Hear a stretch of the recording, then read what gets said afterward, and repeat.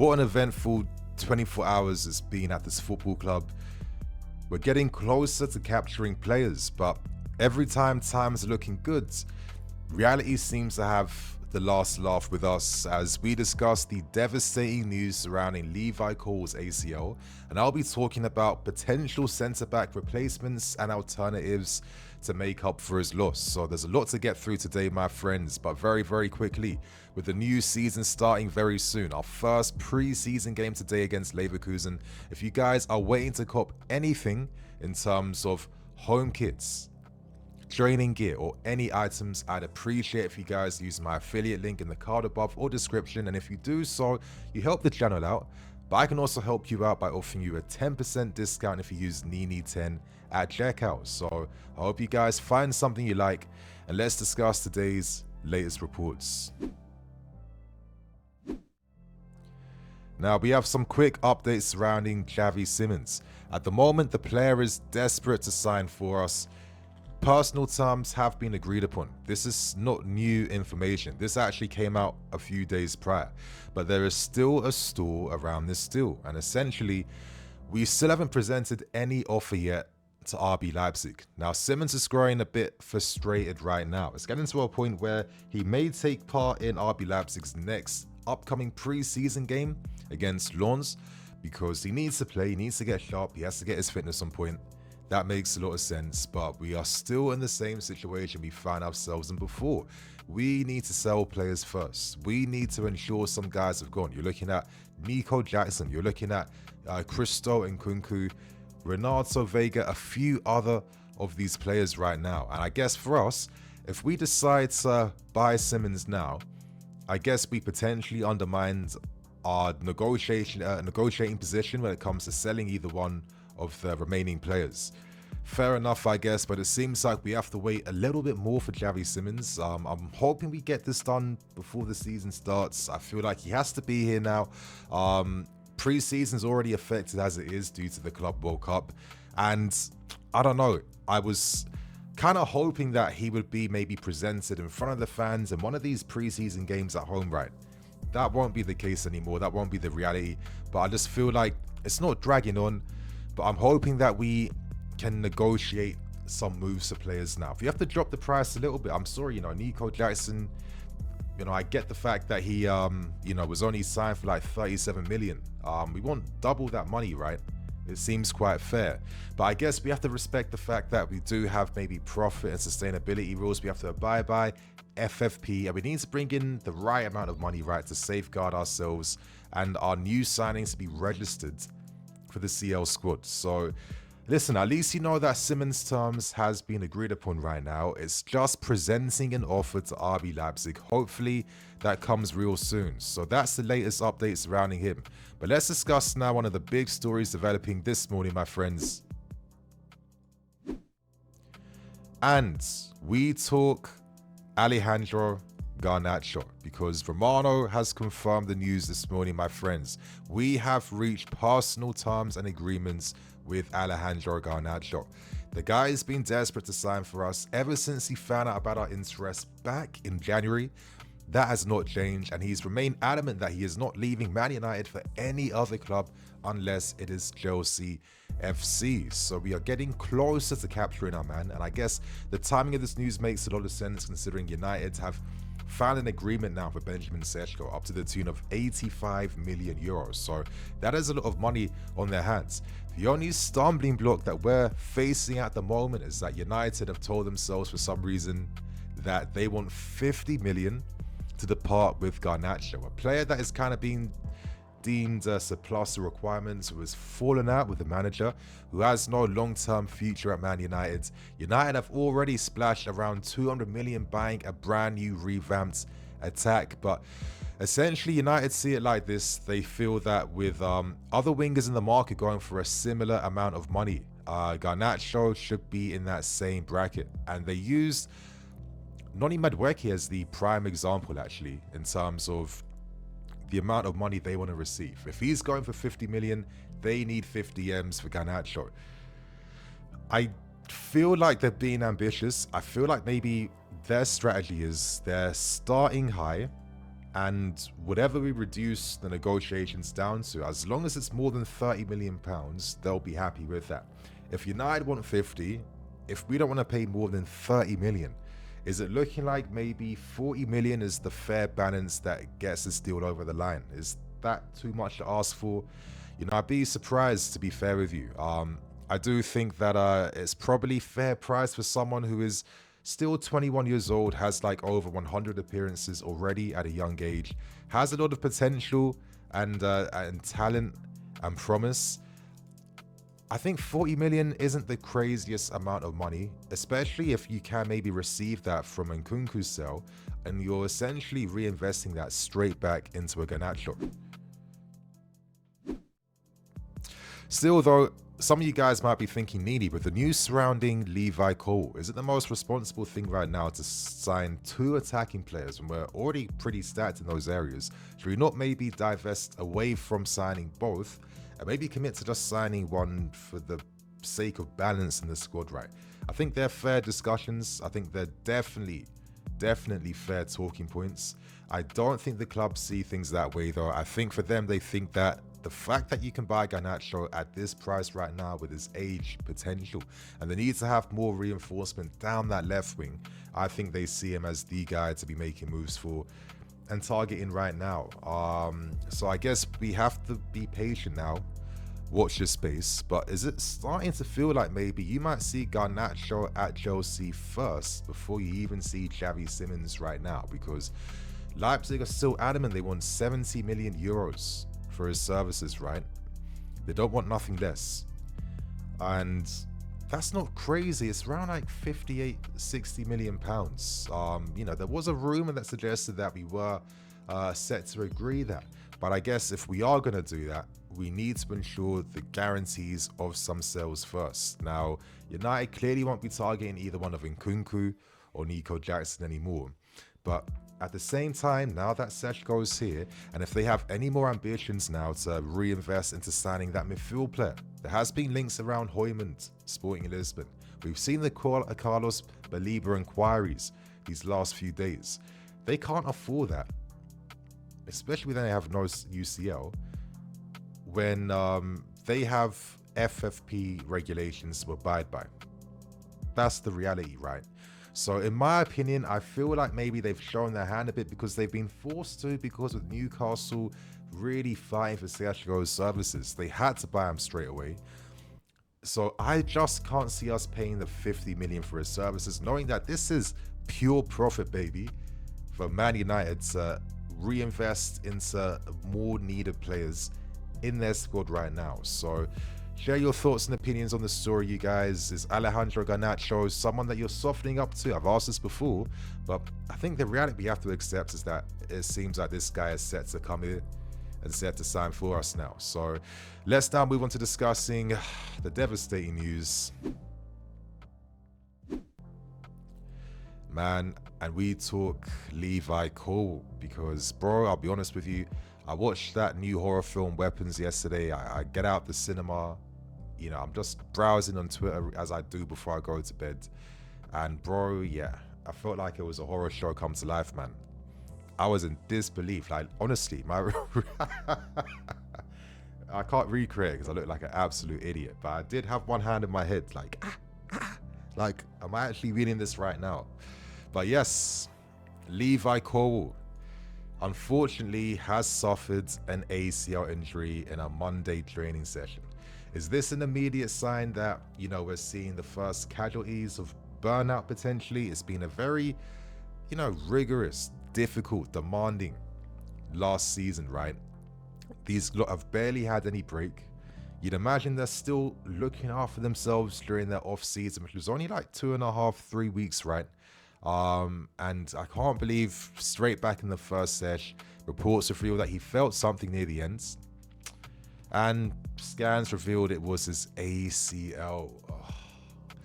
Now I feel like I have to start on a more positive note before I discuss everything else, but once upon a time, around a similar age, back in 2016, a certain Antonio Rudiger also suffered an ACL at the worst time possible, and which kept him out for essentially a year. After that, he did make a move to us, and You look at his career now, he became one of the best centre-backs of his generation. So for Levi Colwill, you know, even though this is a very long, demanding, difficult injury to get back from, it doesn't spell the end for nothing.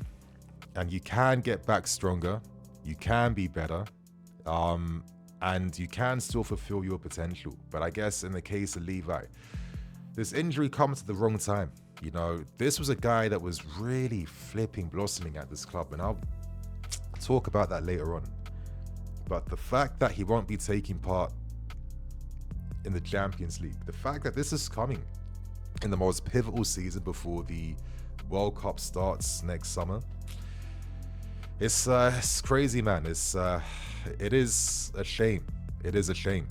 Now, a lot of his teammates naturally came out to support their boy. Of course, Cucurella, speedy recovery, Levi.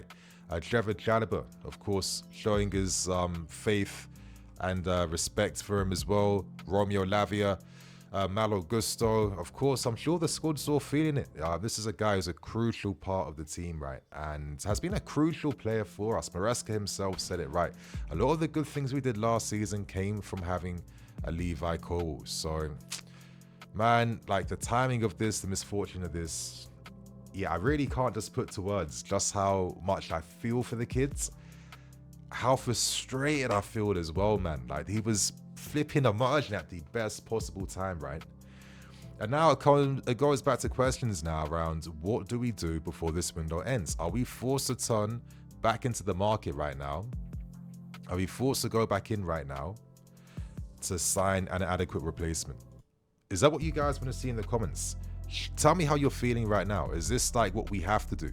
Now, Romano reveals that at the moment, we are not activating any immediate emergency plans. And I think if I was to decipher what this really means, we have other priorities we're focusing on right now: Garnacho, Simons, and a few sales we need to guarantee. But if there's enough money in the end and options are still available in this window, I wouldn't be surprised if we did not rule out the possibility of potentially looking at other options. Still, he reveals that we still have faith in Gerald Hayter, someone who was literally bought because he can play on the left side of a defense, has that leadership, and can also play as a left back. So does he not just instantly slot into things right now? Does that not make the most sense?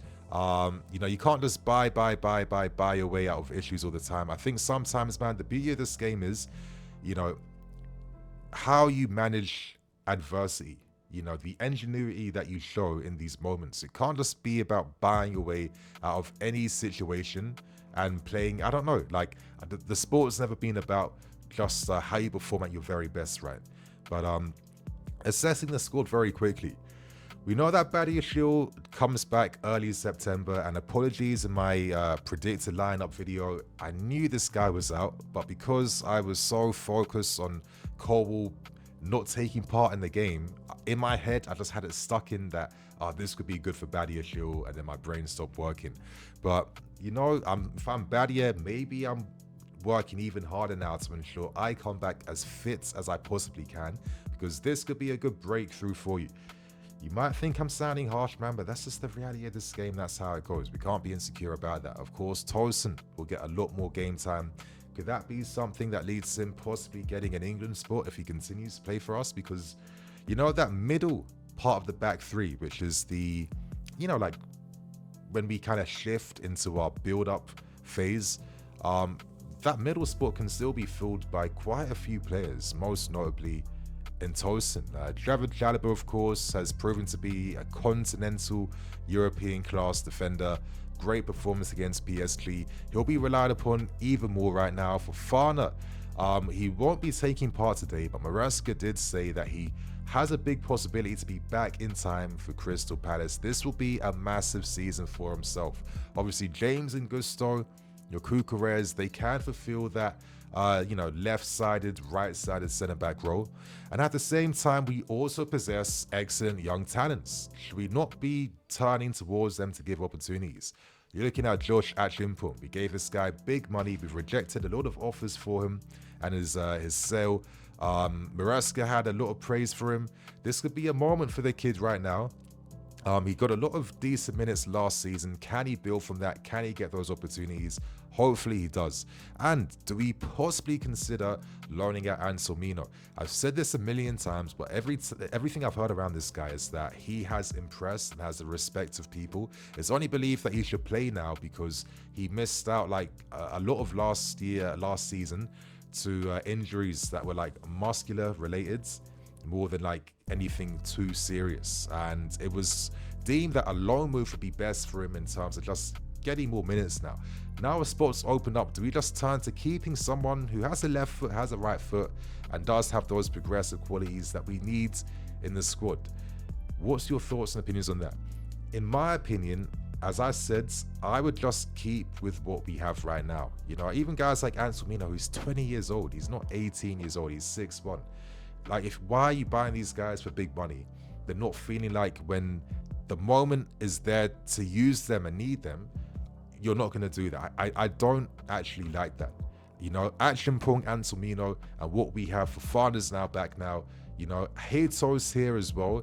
I think we have adequate cover and we don't need to invest. But for some of you guys that think we might have to invest, well, these are some maybe interesting options in the market, but based on who we have and who we've looked at before. Of course, Renato Vega. Do we maybe decide to, you know, wait until January at least to see if we're going to really permanently sell him? You know, let's watch his space because that side in defense opens up for him. Does he get another opportunity? Mark Gueye is in his final year. You'd imagine the club would prefer to sign him after the Club World Cup next season on a free, right? Which makes the most sense for us financially. Palace will have some type of European football. I don't think Gueye is that desperate unless we make a move to try and sign him before the window closes. Let's see. Another interesting player, could it be Andreas Christensen? Now, in Christensen's case, he missed like 256 days of football.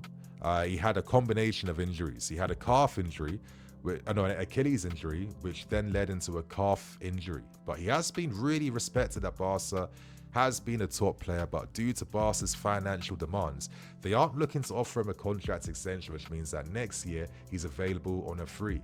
Do we turn towards someone who could be available for a very affordable amount of money, who has experience in the Premier League, could add experience to the squad, has homegrown status as well, and you could turn towards a short-term capacity? That could be the case, right? And obviously they're your big money centre-back buys. Scalvini.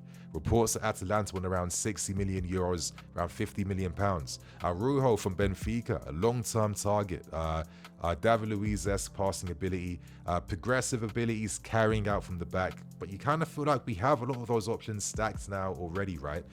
Do we not maybe need that guy that has those leadership capacities to play out from the back and play in the middle of a back three? That's some of my thoughts and opinions on, you know, potential options we turn towards. But I don't think we have the money for like a super mega money buy. That just makes no sense to me. But, you know, very quickly, it's a big shame around Levi Colwill, of course. Yeah, man, I think this guy was emerging quite beautifully. Really well, really well. His leadership was growing day by day. You were seeing him controlling our defensive unit and that back line. You could see how important he was with his line breakers. Though he was punching balls through midfield lines, setting up attacks time and time again. You could see the crucial tackles he was making, the blocks. But most importantly, the thing I was loving about his development, man, was his defensive IQ. He quotes Thiago Silva quite a lot for good reason. For good reason, because it's all about how you preempt the danger, how you think a step ahead against your man. Colwill was suffering a little bit at times when he tried to out-physicality guys that he wasn't stronger than. But I think he accepted that, he humbled things, and then he started to outthink them here. He was seeing that in his game, and it's just a shame that it disrupts his development at the worst time possible when things was just shaping up so well for this guy. But he will come back. He does have a long-term deal here. His career here is not over. So, you know, hopefully as a fan base, we can kind of just support our guys, you know what I mean, and have faith. We'll see him back in 2026, but we understand that it's going to take himself and his body a bit of time to get back to things right. So Levi Colwill, man, hopefully you're back soon, and good luck with your road to recovery. So I want to end things very quickly on the final report as we discuss the latest news surrounding Nicolas Jackson. Now, we've learned very quickly, apologies you guys, we've learned very quickly that Nico Jackson has been attracting interest from Bayern Munich. This comes courtesy of Florian Plettenberg. Bayern have made inquiries for Nico's services. In terms of valuation, here, price value 65 mil euros. It's quite obvious that we're reducing our asking price for European clubs, but we want a premium for Prem clubs because we're literally going to be improving direct rivals around us. That makes the most sense. I wouldn't mind seeing Nico going to a Bayern. I think that's probably one of the good clubs for him right now, especially in the Bundesliga. That would be quite a nice move to see for himself. Let's see what happens here because Bayern are gathering information. Newcastle getting rejected left, right and center, also gathering information. And for us, we know that we should probably ask for a lot of money and a big premium right now because there's no one good left in the market for Newcastle. Nico's future is guaranteed now that he is going to be sold. And before people start giving that talk of, yeah, Nini, he don't like the competition, he don't want to be here, bro. The club's been undermining this guy's position since before the season ended about how we would love to have offers coming in for him without actually revealing that he's on the transfer list. So let's not act naive around that, right? And the reality, as I keep stressing, is that if you wanted to keep him, you wouldn't have signed Liam Delap, you would have just kept Nico and the new strikers. So it's quite obvious that this was a decision made by the club. Nico's a casualty of that. And you know what? It's a shame. But I think this is kind of the survival of the fittest strategy that the club are using, and, you know, putting the emotion to the side. And I put my hands up because I am one of those empathetic, you know, flipping hippie guys, whatever.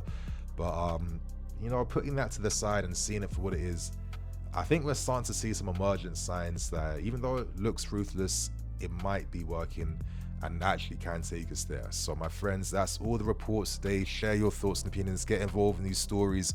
What would you do in Levi Colwill's situation, and how are you feeling about Garnacho? So thank you for watching. Catch you guys tonight with my review against Leverkusen. Love. Cool.